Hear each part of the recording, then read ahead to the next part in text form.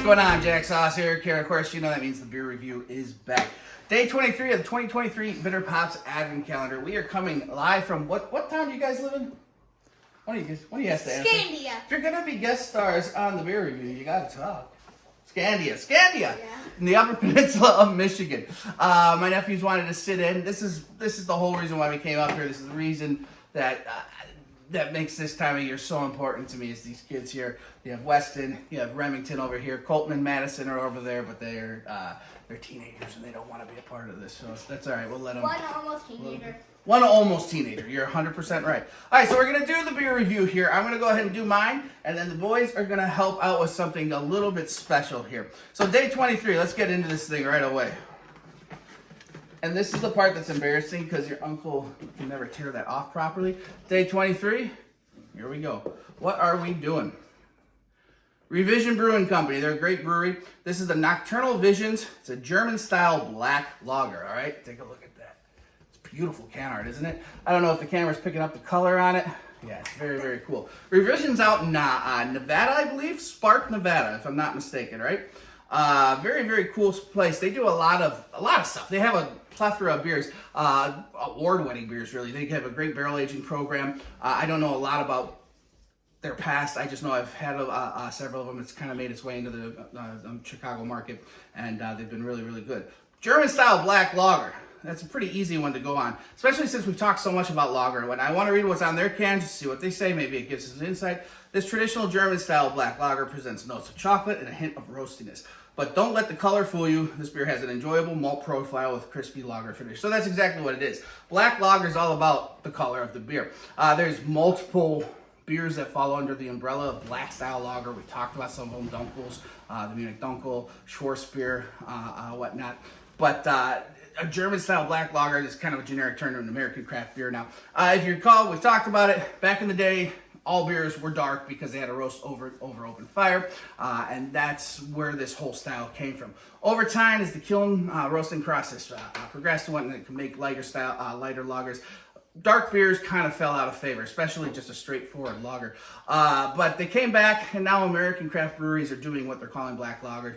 They're introducing darker caramel malts and whatnot and roasting those out. And it's really cool because what you're getting is you're still getting the crispness of a lager. You're getting the hops that goes into it, a little bit of a bittering quality to the end, but you're getting that roasty color. Now, since we can control it more, science, technology, all that kind of stuff, you're getting, instead of a bitterness and that smokiness from the open fire, you're getting more of that malt extraction, so the sweetness. You're going to get a sweet malty beer up front that finishes nice, crisp, and bittery like a traditional lager.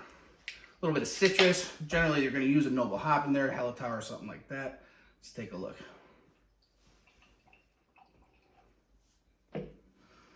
And it is beautiful.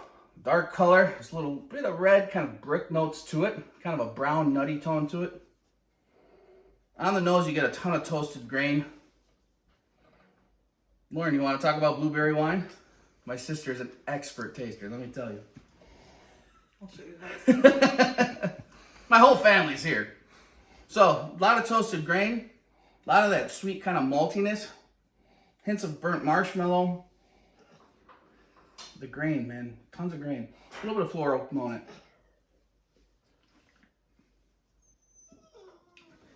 Roasted grain. You get a kiss of fire on this, and that's really nice. It's not overbearing. There's a hit of smokiness to it. Super nice, sweet, malty flavors to it. Bone dry lager style, and then it finishes a little bitter. Oh, buddy. Oh, you can come up.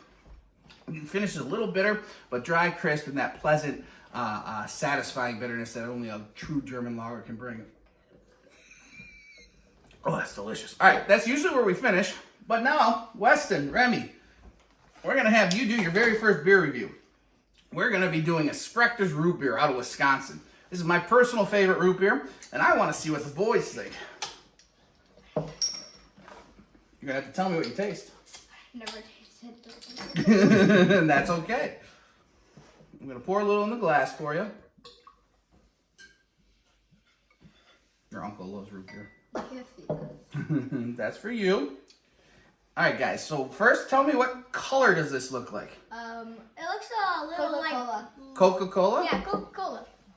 So is that kind of a dark brown, right? Yeah. All right, now smell it if you can. Smells like normal root beer. Yep. It Good. smells like normal root beer. You know what? We are on the right path. All right. So normal Are you root making beer. us try normal root beer that we already tried? You want to try it again? You work with me, kid. All right, go ahead and give it a taste and tell me what you think, Weston. Tastes really good. Yeah, is it a little sweet? Yeah. Has a little kind of a spicy note to it, right? Mhm. Because it's got the bark. It's kind of root beer uses a bark that's very similar to like a cinnamon, so it gives you a little It bit of doesn't spice. taste like normal root beer. It's a little bit better. It smells like it. It tastes so good. Yeah, I'm glad you guys like that. Well, there we go, guys. Tomorrow's the last day of this. We'll be here in, where do you live again? Scandia. Thank you. 750 people. We're on a beautiful lake house. Well, this is my sister and brother-in-law's beautiful house on 8 acres, something like that. It's just stunning up here, guys. Here, you got to lift your glass up. And we say, guys, can you say, have a good night? Have a good night. All right, now point it to the camera and push it forward. Ready? Let's go.